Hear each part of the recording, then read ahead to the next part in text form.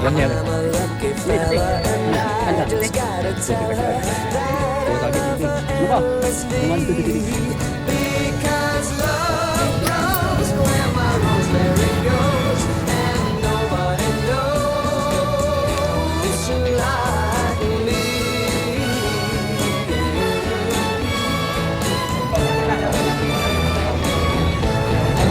Isang, dalawa lang ito. There's something about her head over Lahat na. mine. It's a feeling that's mine, and I just gotta say, Salamat ng mga balik. she's really got a magical spell, and it's working so well that I can't get away. I'm a lucky Panood niya fella, naman. and I just gotta tell her that I love her endlessly. Hi guys. Ganyan lang? Ganyan lang? Gusto naman siya.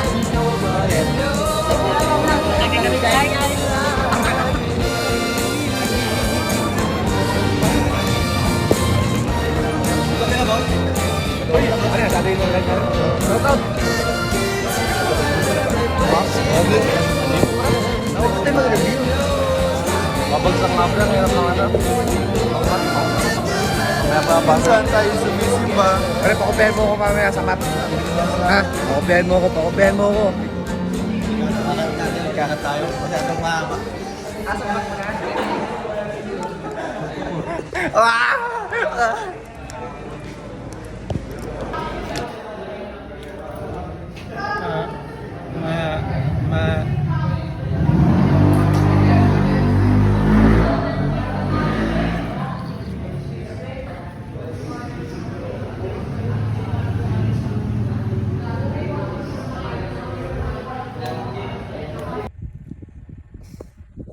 Hi. Ta. Ano yung mga tradisyon nyo noon? Katulad ng pagpaskoy ano, yung maglalagay ka ng bigas, ng tubig sa lamesa Para saan yung mga para sa magandang taon na darating.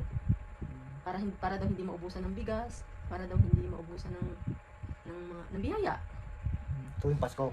Yes, bagong taon, tuwing bagong taon. O may mga nangyayari bang mga ano? Reunion kayo noon? Wala naman. Ano naman pa yung ano? Ano naman po yung inyong mga pinahahalagahan? Pinahahalagahan? Ngayon. May mga values ba? Ay, mga values na pinahahalagahan niya. Hmm. Hindi mabalang sa matanda kasi halimbawa, kung ano daw ang ginawa mo sa magulang mo, Hmm. ay gagawin din sa'yo ng magiging anak mo. Kasabihan yun. Kasabihan. Na pinahahalagahan ngayon. Ano pa po? Yung sa pamilya nyo noon, kumpara ngayon sa binuo nyong pamilya, ano yung mga pagbabago? Malaki. Kasi kami, lumaki kami walang ama. Hmm. Eh ngayon, ang mga anak ko, lumalaki sila na may ama. So, anong mga pwedeng advantages at saka mga disadvantages naman ng mga yun? Compared sa panahon nyo dati? Panahon namin Sa ngayon, ikumpara nyo na lang ba? kasi noon, hindi kami makapag-aral ng ayos kasi wala nang papa na magtataguyod sa amin. Magpo-provide para sa inyo? Magpo-provide, oo. Eh, ngayon, sa mga anak ko, may papa na nagpo-provide sa kanila na makatapos sila. Grocery. O, hindi pag minsan na may na-apply ko, yun nga lang, Hindi nyo na mapamana sa mga bata. hindi nga lang nila ma-adapt. Bilang guardian ko, ano naman yung yung mga ginagawa nyo para sa amin? Para sa aming mga anak nyo? Apa, ay yung mag-budget araw-araw.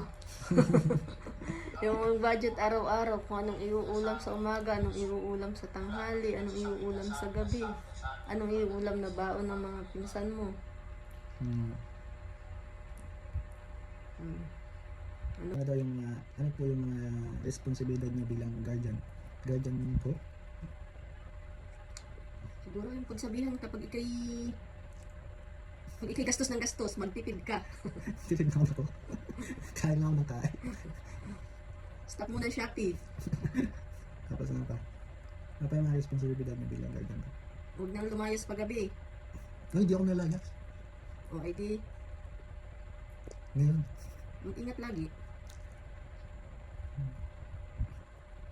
Responsibilidad kung magsabihan ka. Dahil? Dahil para din sa iyo yun. At dahil? Dahil, para safe ka. Para? Kasi, Para makapagtapos ka ng pag-aaral, aanhin mo ang pinag-aralan. Kung ikaw ay may sakit, kung ikaw ay nadisgrasya diyan, hindi mo ma-apply ang pinag-aralan mo. Useless din yun, hindi mo magagamit. kung ano naman yung mga values na pwede nyo ipamana sa amin o ituro. Masasabi ko lang ay pag nakatapos, ay lumingon. Hindi ko sinasabing tulungan mo ako, di yung kahit sa iyong mama, sa iyong lola, sa iyong mga pinsan, sa iyong mga tita na iba na kumbaga wala din, edi hindi naman yung ano na bigyan mo sila ng bigyan lagi, yung maalala mo lang sila. Opo.